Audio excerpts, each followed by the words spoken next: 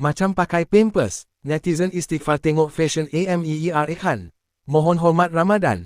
Sebelum kita melangkah jauh, yang belum lagi subscriber, apa kata anda subscriber dan tekan butang loceng untuk notifikasi video selanjutnya? Pempengaruh media sosial sensasi yang juga adik kepada selebriti Neelofa, Ameera Khan, menjadi bualan hangat dalam media sosial apabila menggayakan pakaian mencolok mata di sebuah acara fashion di Milan, Itali. Menerusi foto yang dimuat naik, Ameera dilihat memakai baju berwarna merah, berseluar pendek persis pakaian dalam dan skirt renda berwarna hitam. Penampilan berani adik ipar kepada pendakwa selebriti Haris Ismail, itu mengejutkan banyak pihak kerana memperagakan busana sebegitu pada bulan Ramadan.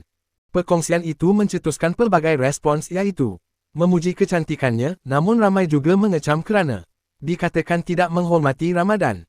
Tak kena, macam pakai pampers. Komen jujur salah seorang warganet terhadap fashion yang diperagakan oleh Ameera Khan. Dalam pada itu, warganet turut memetik nama Haris Ismail dan Neelofa agar memberi nasihat kepada Ameera supaya tidak melanggar hukum agama.